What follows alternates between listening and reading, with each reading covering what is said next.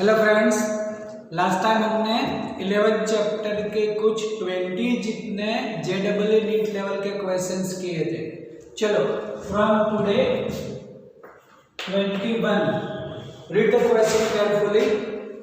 The de Broglie wavelength of particle kinetic energy is K.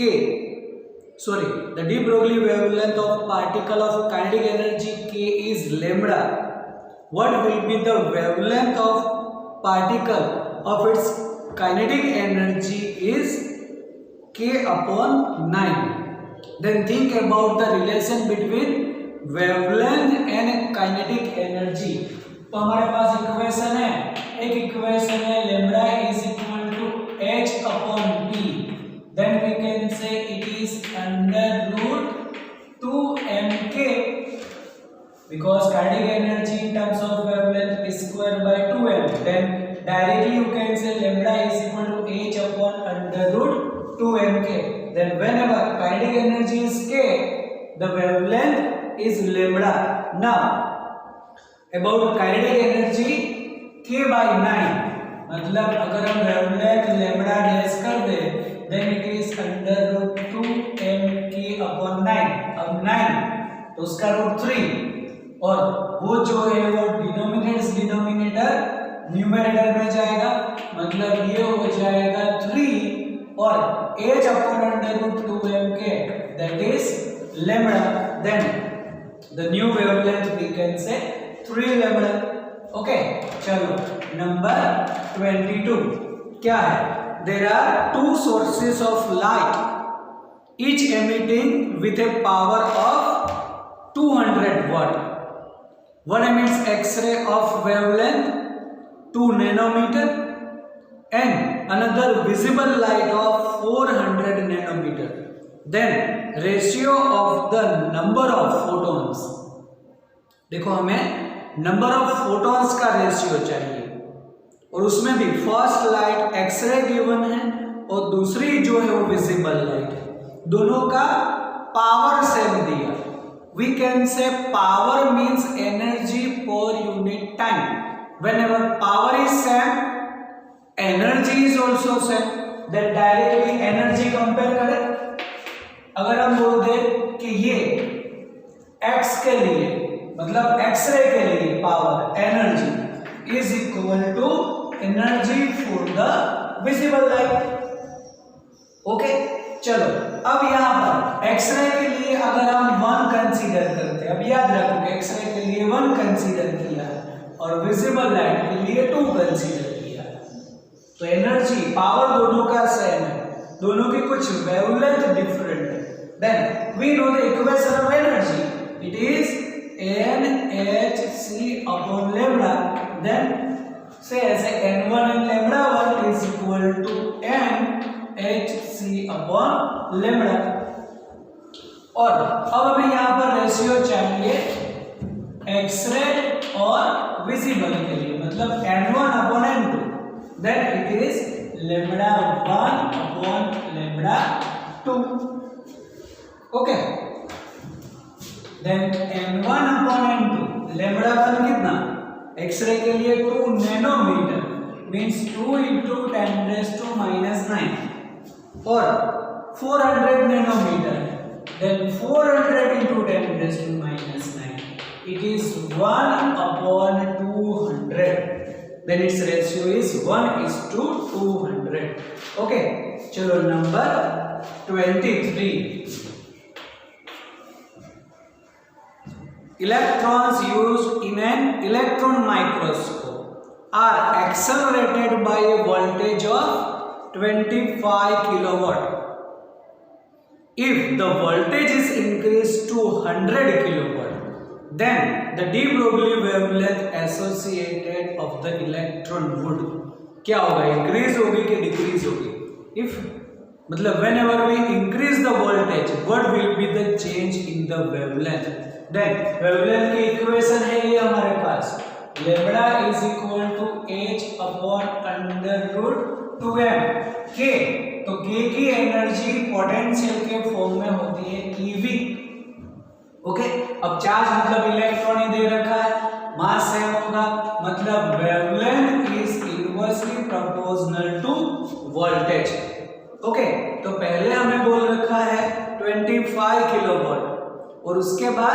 100 kilovolt. तो इसके लिए अगर मैं लेमड़ा 2 अपॉन लेमड़ा 1 बोल दूं, then it is under root of inversely proportional है, इसलिए ऊपर V1 और नीचे V2 होगा। Clear? Then lambda 2 upon lambda 1 under root first voltage 25 kilo है, दोनों किलोवाट है, कैंसिल हो जाएगी, और नीचे 100 मतलब lambda 2 upon lambda 1, then it is 1/4 root है, then it is 1/2, then lambda 2 is lambda 1/2, मतलब क्या होगा, डिक्रीज बाय 2 टाइम्स बोल देंगे। आया समझ में? It is decrease by 2 times बोलेंगे। चलो number 24, if kinetic energy of the particle is increased to 16 times its previous value, then percentage change in the de Broglie wavelength. Same equation, यहाँ पर बोला है kinetic energy increase to 16 times। अगर kinetic energy अगर हम यहाँ पर increase कर दे 16 times, देखो तो डायरेक्ट बोल दो, अगर 16 टाइम्स होगा तो 16 का रूट हो जाएगा 4। Therefore जो हमें वेवलेंथ मिलेगी, तो वेवलेंथ कितनी मिलेगी हमें, डिवाइडेड बाय 4 मिलेगी। मतलब ऐसा हो सकता है डायरेक्ट लेमड़ा 2 इज लेमड़ा 1/4, इसका मतलब lambda 1 is equal to 0.25 lambda 1, मतलब लेमड़ा 2 इज 25% ऑफ लेमड़ा 1। ये तो रिमेनिंग हुआ, देखो ये आंसर नहीं है, याद रखना कि यहां पर है हमें चाहिए percentage change in the de Broglie wavelength, ये तो रिमेनिंग हुआ, जो बाकी बचता इतना वेवलेंथ होगी, चेंज कितना हुआ उसमें, तो चेंज अब बोलेंगे कि change in wavelength, then change in wavelength करेंगे तो 100 में से 25% रहा, मतलब 75% का चेंज है। समझ में आ रहा है कि नहीं? देखो ये जो क्वेश्चन है उसमें है कि अगर kinetic energy increase by 16 times, then percentage change in the de Broglie wavelength, तो परसेंटेज चेंज जो है वो कितना है उसके हिसाब से हमें चेंज करना है। तो इतना बाकी बचा, हम बोल देंगे कि वेवलेंथ इज 1/4, मतलब 1/4 टाइम्स ऑफ इनिशियल वैल्यू इतनी है, तो कितनी डिक्रीज होगी, तो डिक्रीज कितनी हो जाएगी, 1/4 बाकी बची, तो बोलेंगे इट इज 3/4। तो 3/4 मतलब कितना चेंज हुआ, 75% का, क्योंकि यहाँ पर देखो फर्स्ट ऑप्शन ही दे रखा है 25, और बाय मिस्टेक 25% तुम चूज करके मत आना, बोला हुआ है परसेंटेज चेंज। अगर ऐसा पूछे कि what about the final wavelength, तो final wavelength you can say 0.25 of the lambda 1, लेकिन चेंज पूछे तो ऐसे हमें करना है, या फिर इसको तुम नीचे भी ला सकते हो, lambda 2 upon lambda 1, then lambda 2 minus lambda 1 upon lambda 1, that is the change in the wavelength, तो तुम्हें 75% मिलेगा। यहाँ पर ध्यान रखो ऐसे क्वेश्चन में कि चेंज इन वेवलेंथ 75% होगी, मतलब करेक्ट ऑप्शन इज बी। चलो 25 क्या दिया हमें 25 में, कि which of the following figure represent the variation of particle momentum and associated de Broglie wavelength। तो वेवलेंथ एंड मोमेंटम का रिलेशन, then wavelength and momentum are inversely proportional. Okay, तो अगर हम ऐसा बोले कि momentum is equal to h upon lambda, इसका मतलब इनवर्सली प्रोपोर्शनल है। अब कोई भी क्वांटिटी अगर इनवर्सली प्रोपोर्शनल है, देन उसका हमें रिलेशन कैसा मिलेगा, तो रिलेशन ऑलवेज इनवर्सली प्रोपोर्शनल में ऐसा मिलेगा, wavelength decreases momentum decreases.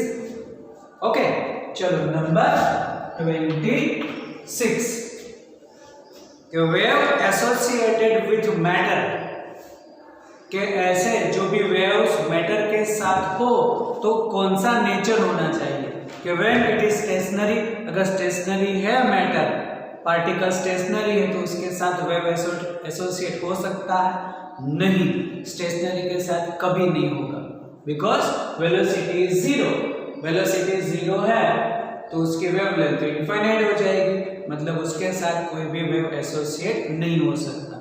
When it is in motion with the velocity of light, velocity of light हो सकता है, तो बोले हाँ हो सकता है।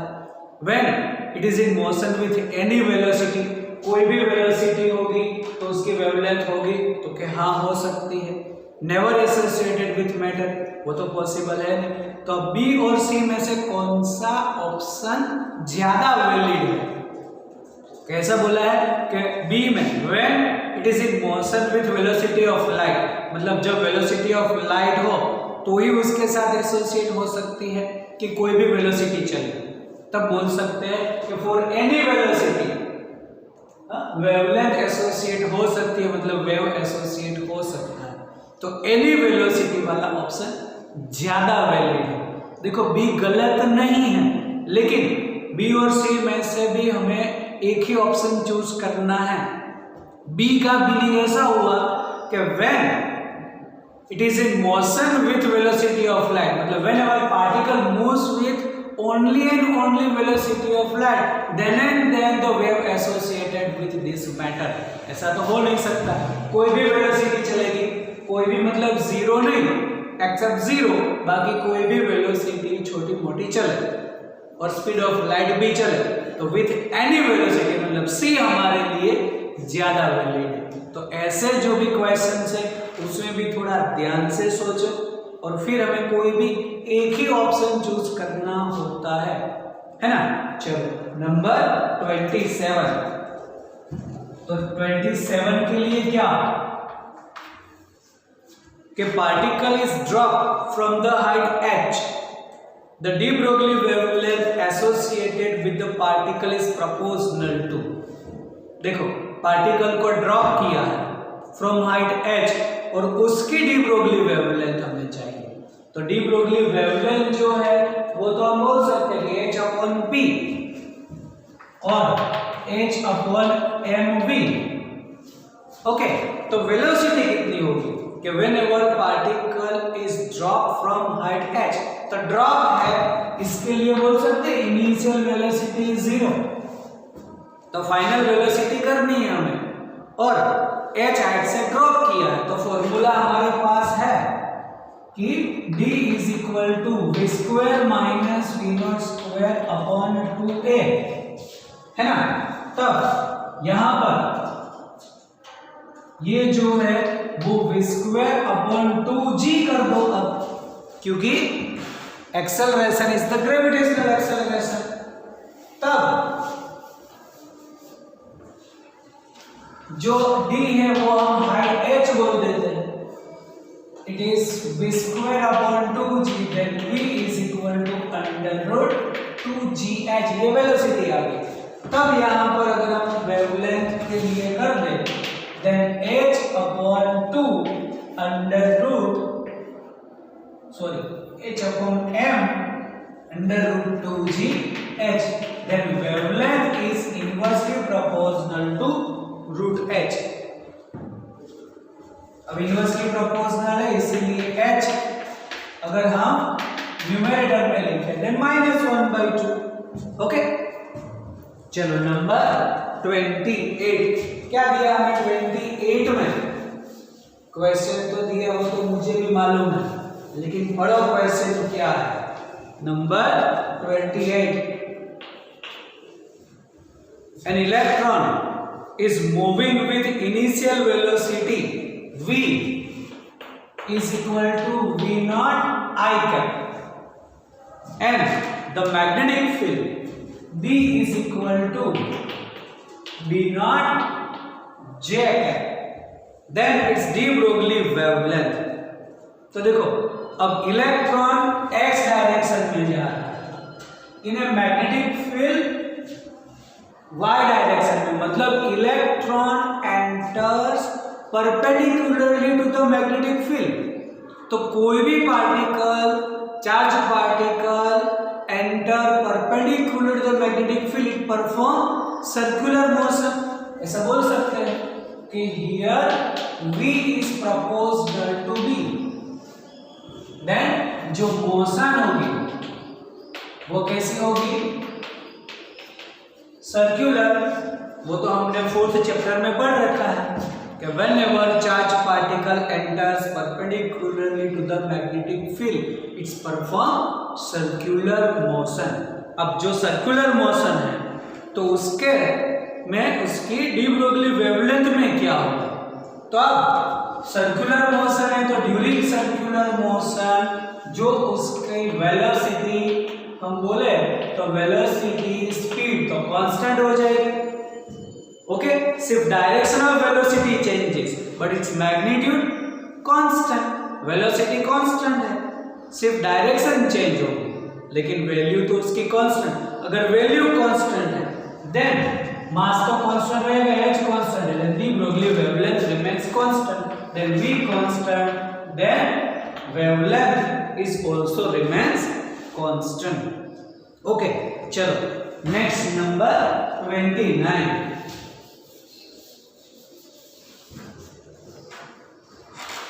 ये 29 नंबर में क्या है? The de Broglie wavelength of photon is twice that of the electron। the de Broglie wavelength of photon, the de Broglie wavelength अगर मैं बोलूं wavelength of photon, photon के लिए p बोल देता हूं, is twice that of the electron। मतलब it is 2 times of 2 times of wavelength of electron। then क्या हमें ऑप्शन है वो चूज करने हैं? एनर्जी का सही होगा कि मोमेंटम वाला दिए है वो सही होगा? और उसके लिए एक और चीज हमें दे रखी है कि VE velocity of electron is c/100, ऐसा कुछ दे रखा है। तो चलो पहले एनर्जी के लिए सोचते हैं। First of all think about the energy, energy of the electron as well as energy of the photon.